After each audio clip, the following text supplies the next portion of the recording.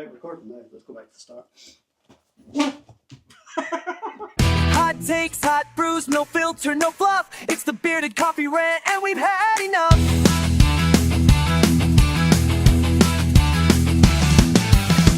Right, sit down, shut the fuck up, get your coffee, even though it's 10 o'clock at night. I've got something that I really need to talk about today. How fucking sad does your life have to be to create stalk accounts just to troll people online? Now, this isn't your main account, not your real name, not your real profile picture, sometimes just a little avatar.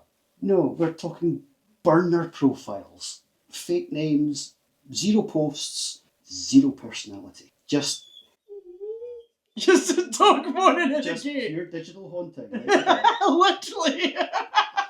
Now, before anybody says it's just banter online, no, and thrice no, even though that's four. It's admin, it's a commitment, it's a fucking spreadsheet of misery. Well, it's actually a little bit more than that. In what way? I'm going to bring the science, well, the psychology, which is soft science, I guess. But there's been actually quite a lot of research on this, although it's still an evolving area because the internet's pretty evolving itself. So there's actually been some boffins looking into this for a while now and what the personality traits are in people who set up fake accounts and troll people and such like.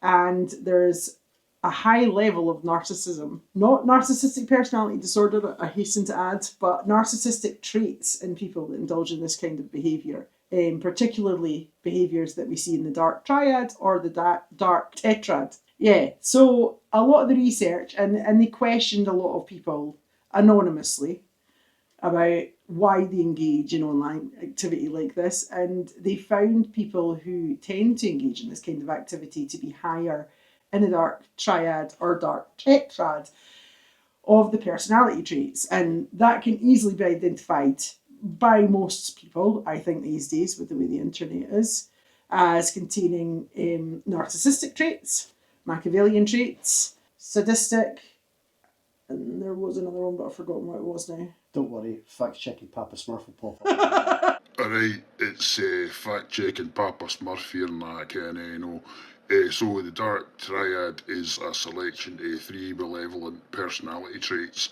They're Machiavellian, narcissism, and psychopathy. I think that's how you say it. But the Dark Tetrad is a framework in psychology that describes four interrelated socially averse personality traits that are linked to exploit, manipulate, and harmful behaviour. And it expands on the Dark Triad with a fourth trait. So that's Machiavellianism, narcissism, psychopathy, and sadism. Carry on. Let's break this a little bit down into little bitty pieces, shall we? A sock account, or whatever you want to call it. A wank account. A wank sock account. It's basically when someone creates a fake identity online. Different name, different photo. Sometimes not even a photo, like I said. Just a default silhouette, like you've been issued it by the Department of Sadness. And what is it they actually do with it? They don't build communities. They don't share ideas. They don't post anything interesting. No, they use it to stalk people, to argue, to nitpick at strangers, to behave like a fucking haunted Tesco self-service checkout that's just discovered anger. And here's the bit that really gets me. They always think that they're being clever. Like they've unlocked some secret level of the interweb. I think I'm going to have to put him in the bedroom. Oh, I've got my alt account for whenever I want to speak freely. Flip the switch, man, flip the switch. No, mate, you've got a second job as an argument goblin. That is what you fucking got. Oh, I've just farted. Now see, that's where we come in with the explanation from the personality traits. Because it's not really about actually having engaging conversation. It comes down to the need to get a response from people. Because people who are high in narcissistic traits and Machiavellianism and sadistic traits actually get a sense of reward and satisfaction from provoking a response in other people. It gives them, in some cases, an attention they're not getting in other areas of their life. And they will quite literally do this because it makes them feel better about who they are. It's because they don't have anything else in their life, really, ultimately. And also they've never done the inner work to sort their issues out. And they're arseholes. Yeah, But they're not. They're pathological. There's a difference. Some people are just arseholes. Some people are pathological. There's a difference. Pathological people have an underlying issue with the way they experience the world and the way they deal with their own inner world. Arseholes are arseholes because they choose to be. And I'm not saying that people with personality trait issues or disorders can't make choices, because they absolutely can. What I see is they don't have as much control over those choices as people that don't have those issues. It's more work for them. But let's talk about consistency, because they always slip up. Always. Same phrases, same spelling mistakes, same weird obsession with proving a point that nobody fucking asked for. It's like watching someone argue with themselves in a mirror, but the mirror is always arguing back. But that's the point, you see, because it's all attention driven. They don't get attention when they speak to a mirror. They get attention when they speak to someone else online who reacts to it. And they're arseholes. Do you start to notice patterns though? They never post anything positive. Absolutely never. It's always, Actually, you're wrong. You clearly don't understand. Educate yourself. mate, it's the fucking internet. No one is writing a thesis on Tesco value fucking lager. Yeah, but we've got a word for that behaviour too. It's called baiting. And they do it because you're not going to respond to somebody who comes on and praises you, are you? You're not going to come on and respond to someone who comes on and agrees with everything you're saying to them. These people need a response from you. So they're going to say something they know is going to get a response, which, funnily enough, is normally disagreeing with you. People are far more likely to respond when they disagree with what you've got to say than when they agree with it. They're not sycophants. They need the attention on them, not on you. And as they say, opinions are like arseholes. Everybody's all got have one. one, Yeah. but I don't want to see yours. How far no like? I don't want you looking at my arsehole. It's not my thing. I don't do bleaching. That's staying in.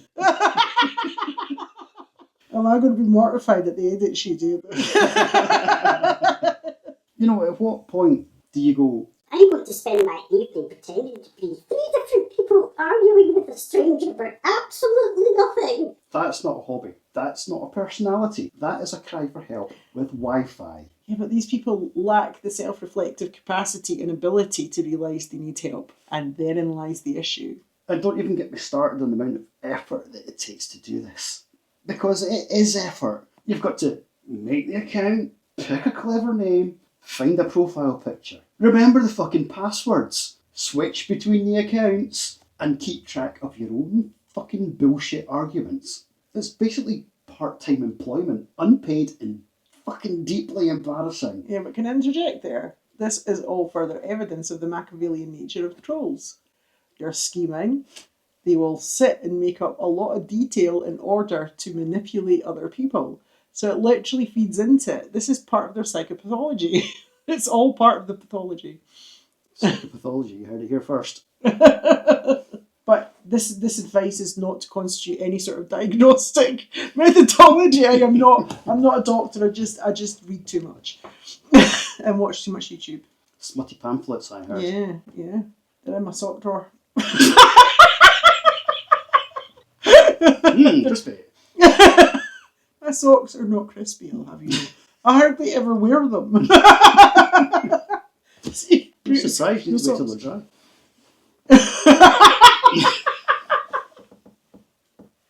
Oh my word. But anyway, meanwhile, the rest of us are out here in the real world, drinking coffee if it wasn't 10 o'clock at night. Could have hot chocolate. Good. Living life and occasionally saying something very, very stupid on the internet.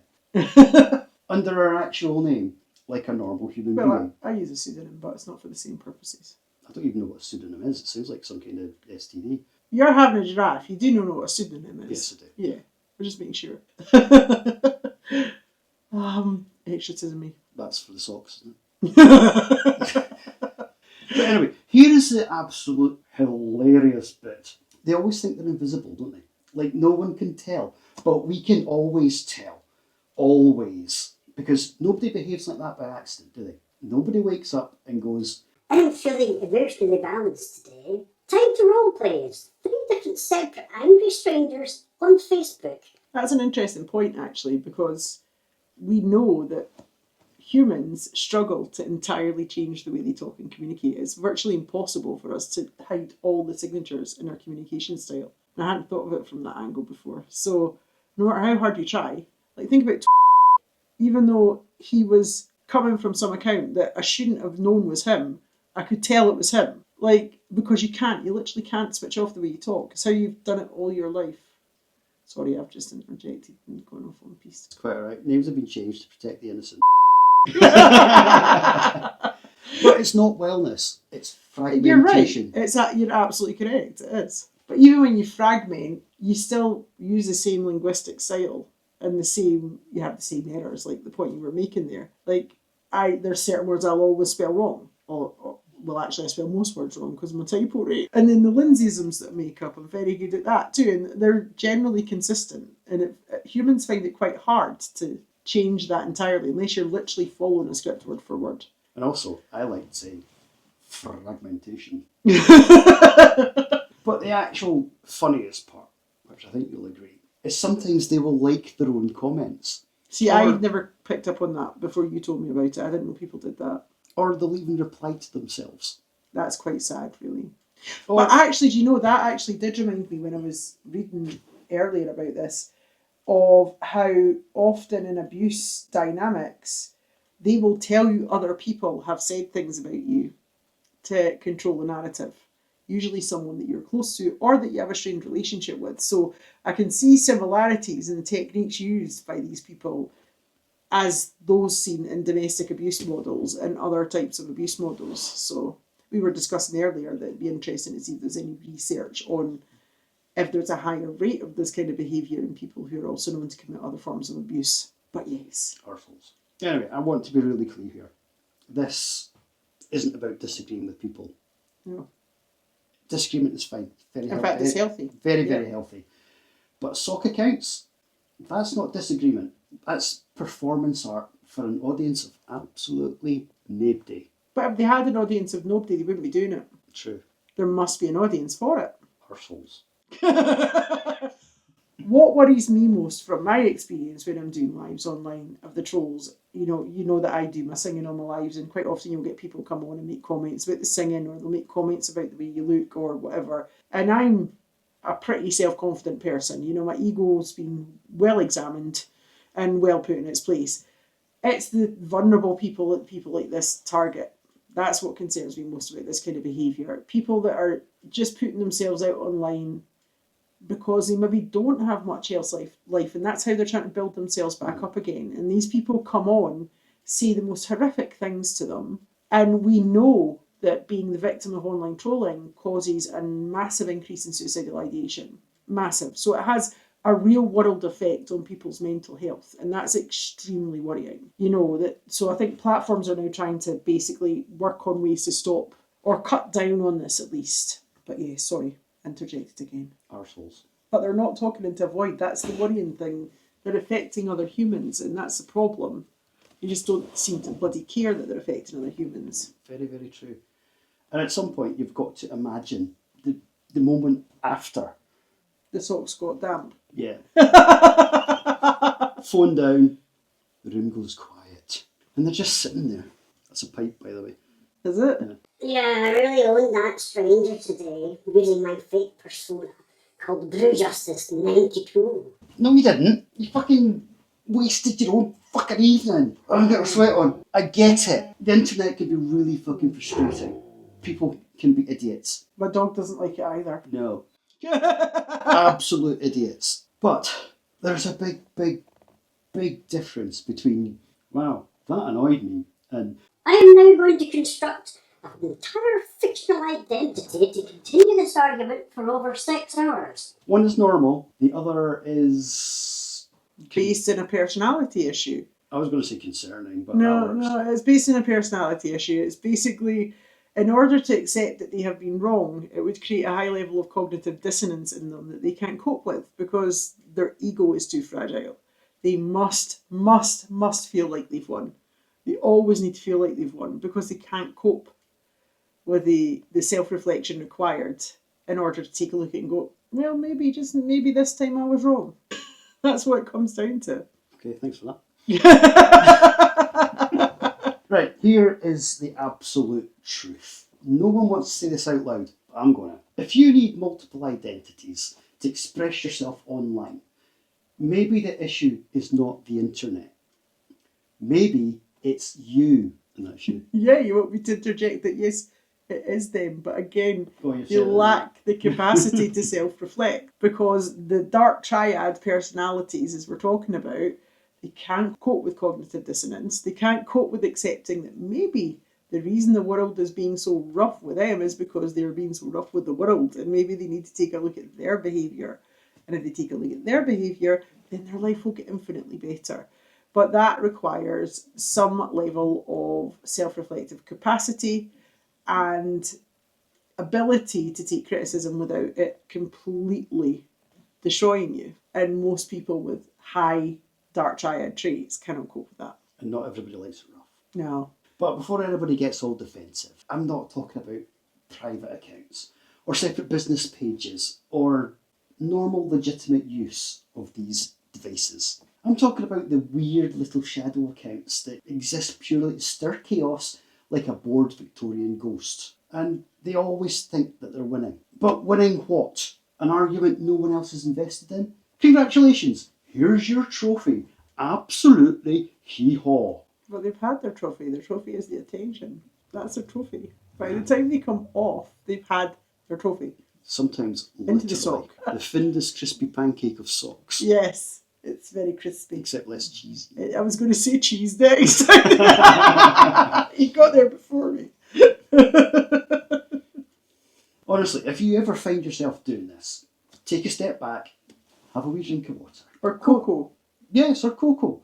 Go outside, talk to a fucking real person. Even someone that works in a shop. Just reconnect with reality for just a little bit. That I have forgotten one of the points that I wanted to touch on actually.